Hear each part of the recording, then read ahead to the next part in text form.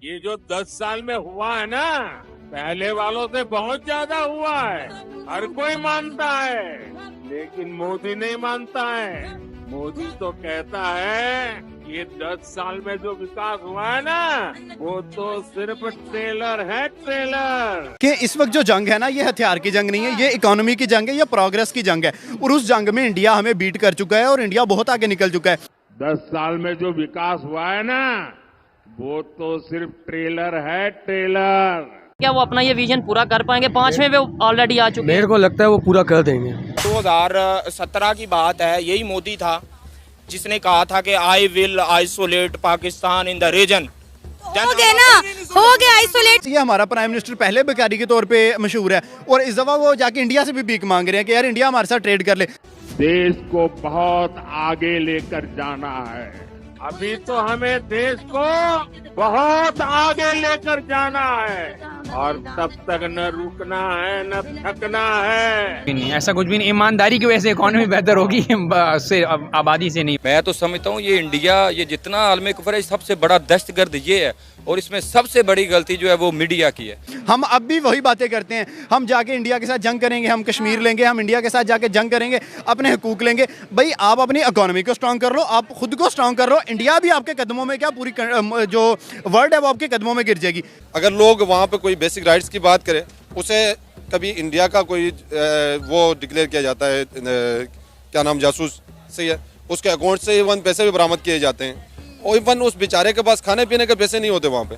3.8 करोड़ आपके तो यहाँ पे वो हो गए, बेगर्स हो चुके हुए हैं। पॉवर्टी लाइन आपकी तकरीबन 70% हो गई है। 1650 बंदा तो पर डे आपका पाकिस्तान लीव कर रहा है पिछले 5 सालों में। देखते हैं इंडिया को एज ए ग्लोबल लीडर के तौर पे या ग्लोबल प्लेयर के तौर पे। अफगानिस्तान हमारे साथ, ईरान हमारे साथ, ईरान का इंडिया के साथ जो वो मुआहदा था, वो चाबहार का एक बहुत बड़ा मुआहदा था।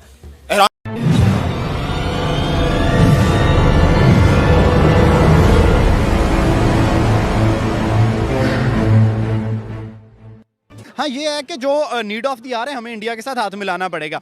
लेकिन भाई इंडिया तगड़ी शर्तें रखेगा। इंडिया को पता है कि ये अब बॉटम पे चले गए हैं, हम अब बहुत ऊपर अपना लेवल ले गए हैं।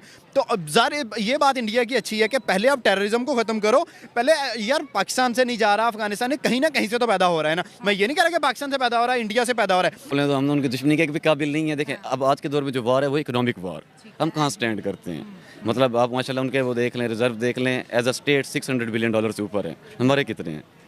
और नेगेटिव हम मतलब हम पे लोन भी कितना है, तो हम उनके साथ नहीं भी स्टैंड कर सकते। बेहतर यही है कि आप अपने सारे नेबरिंग कंट्री के साथ ताल्लुकात बेहतर करें, स्पेसिफिकली इंडिया। देखिए डेफिनेटली जब इंडिया क्रॉस बॉर्डर की बात करता है तो उसमें अफगानिस्तान या फिर पाकिस्तान आ जाता है। अफगानिस्तान के साथ तो वो अपने ताल्लुकात बेहतर कर रहे हैं, वहाँ तो इन्वेस्टमेंट्स हो रही हैं, वहाँ तो वो अपना सारा सरमाया लगा रहे हैं। तो पीछे बचता कौन है? पाकिस्तान। वो इनडायरेक्टली, बल्कि अब तो डायरेक्टली ही समझ रहे हैं, वो पाकिस्तान को टारगेट करते हैं। और हमारी अथॉरिटी से मैं बात करता हूँ कि हमारी अथॉरिटीज़ उनसे जाके ये नहीं कहते कि यार या आप हमसे डायरेक्ट बात करो या फिर बात ना करो। हम ढके छुपे लफ्ज़ों में कहते हैं जी हम इंडिया को वो कर देंगे, हम वो कर देंगे। भाई वो जाके यूनाइटेड काउंसिल हो या कोई भी जगह, वो डायरेक्ट जाके बात करते हैं कि इंडिया में जो दहशतगर्दी हो रही है वो पाकिस्तान के थ्रू हो रही है। लेकिन हमारी अथॉरिटीज़ ये बात नहीं कर रही कि यार कहाँ हो रही है, हमें सबूत दो। अगर इंडिया सबूत नहीं प्रोवाइड कर सकता तो फिर पाकिस्तान स्टैंड ले। लेकिन क्या करें, हम स्टैंड भी नहीं ना ले रहे। हमारे लोग जो हैं वो चुप करके बैठे हुए हैं कि यार अगर हम स्टैंड लेंगे तो हमें फिर जाके जो अमेरिका की मदद है वो बंद हो जाएगी, जो एड्स आ रही हैं वो बंद हो जाएंगी, जो IMF से लोन्स आ रहे हैं वो बंद हो जाएंगे। तो हमारा तो ये मसला है ना कि हम दूसरी कंट्रीज़ पर डिपेंड कर रहे हैं, हम अपनी कंट्री के सर्वाइवल के लिए भी बोल नहीं सकते। देखें आपने उनका कहा कि जो भी डिफेंस मिनिस्टर है, जो भी है पाकिस्तान का सिक्योरिटी एडवाइजर है अजीत डोवाल, वो पाकिस्तान के अंदर भी रहे और यहाँ पे भी बहुत बड़ा मिशन करके गए हैं। जो हमारा ये जो एटमी न्यूक्लियर मिशन था, इसको भी नाकाम करने के लिए उन्होंने पूरी तैयारी कर ली थी। हाँ, तो देखें डेफिनेटली बात है। और हमारा आज तक वो नेशनल कोई सिक्योरिटी ऑफिसर ही नहीं बना, तो हम कहाँ जाके इंडिया के साथ कम्पीट कर सकते हैं? भाई इंडिया हमें इसीलिए निशाना बनाते हैं, उन्हें पता है कि यार इन्होंने चुप करके खड़े रहना है, इन्होंने अब बात नहीं करनी। तकरीबन 1947 से लेके अभी तक है, हम सिर्फ बयान, कभी कभी बयान देते तो कभी बयान भी नहीं देते, मजम्मत बाद में कर देते हैं कि जी हम इस मसले की मजम्मत करते हैं।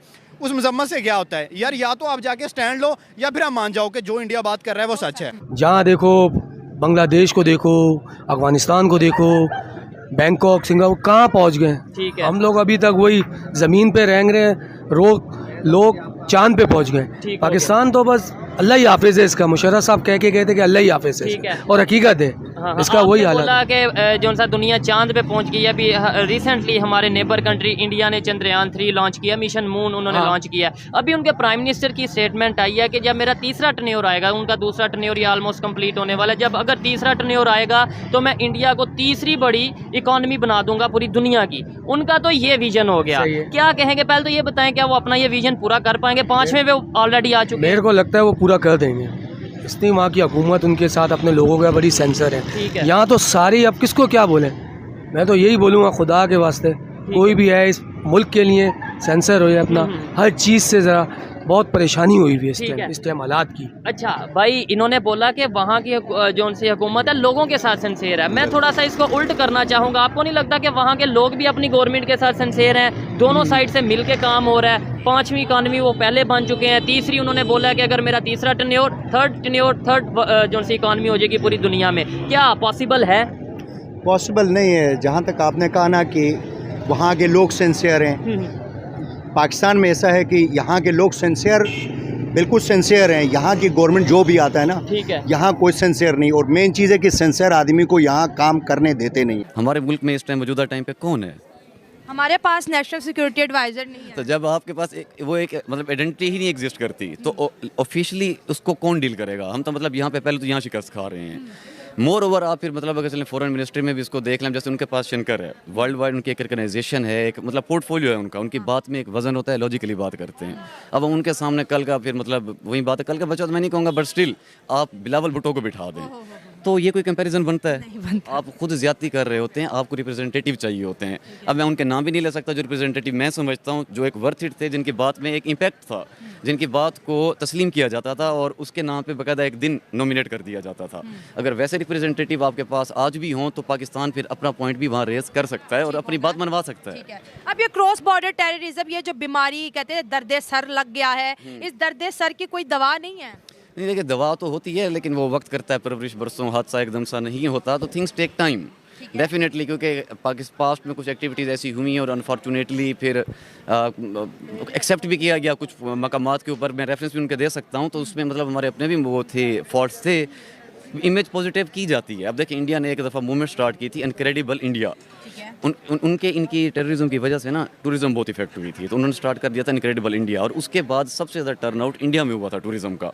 कि हमारे मुल्क में ऐसी मूवमेंट नहीं हो सकती इनक्रेडिबल पाकिस्तान या लाइक वाइज मिलता जुलता? हो सकता है, होने को सब कुछ हो सकता है, लेकिन हमारे मुल्क में अनफॉर्चुनेटली सबसे बड़ा अलमिया ये है कि सबसे बेहतरीन टूल है डिजिटल या सोशल मीडिया, इनको नहीं कोई यूज़ करना आता। प्रॉब्लम ये है अगर करना आता भी है तो इनकी या तो हमें तो ये महसूस होता है कि इंपॉर्टेंस ही नहीं है, मतलब इस चीज़ को अहमियत ही नहीं देते। अगर अहमियत दें तो ये कोई बड़ी बात नहीं है। आप एक्सपर्ट हायर करें, आप अपने इन्वेस्टर बनाएं, कंट्री टू कंट्री विजिट करें, आप उनको अपना राइट जो एक पॉजिटिव इमेज है पाकिस्तान की वो दिखाएं। पाकिस्तान के वज़ीर आज़म हो या पाकिस्तान के फॉरेन मिनिस्टर जो आजकल हैं इसहाक डार साहब, उनका जी बड़ा एक किबला दुरुस्त हुआ है इंडिया की जानिब, और कहते हैं जी ट्रेड करेंगे, और आज इन्हें ख्याल आ गया 2019 के बाद। इंडिया तो किसी भी मूड में नहीं है कि वो पाकिस्तान के साथ बात करे। वो कहते हैं अगर दिन में आप दोस्त और रात में आप दहशतगर्द बन जाते हो तो ये तो हमसे नहीं होगा। देखिए अब ये तो पाकिस्तान के लिए बहुत अच्छा हो जाएगा अगर इंडिया इत्तेफाक कर ले ट्रेड करने पे। वैसे तो पाकिस्तान डिज़र्व नहीं करता जिस पोजीशन पे हम हैं, पाकिस्तान ऑनेस्टली स्पीकिंग डिज़र्व नहीं करता कि आप एक हाथ से दोस्ती करें फिर दूसरे हाथ से आप वो वहाँ पे जाके वाक़या कर दें, तो मतलब बैक एंड पे आप एक और चीज़ चल रही है, वार चल रही है, और फ्रंट एंड पे आप डिप्लोमेटिक रिलेशनशिप नहीं होता है ट्रेड के अंदर ना। तो ट्रेड को आप पॉजिटिवली लेके चलें। पाकिस्तान के हक में तो बहुत बेहतर होगा अगर इंडिया इस काबिल हम लोगों को समझ ले। हकीकत इधर करीब बात। अच्छा, तो बाकी वो ये भी इंडिया हमें किस काबिल समझ रहा है 2024 में? अगर फैक्ट्स बोलें तो हम उनकी दुश्मनी के भी काबिल नहीं है। देखें अब आज के दौर में जो वार है वो इकोनॉमिक वार, हम कहाँ स्टैंड करते हैं। मतलब आप माशाल्लाह उनके वो देख लें, रिजर्व देख लें, एज अ स्टेट $600 बिलियन से ऊपर है, हमारे कितने हैं। तो आजकल इतने दोस्तों, अगर वीडियो पसंद आई तो लाइक और सब्सक्राइब करना ना भूलें। तो मिलते हैं अगली वीडियो में। जय हिंद, जय भारत।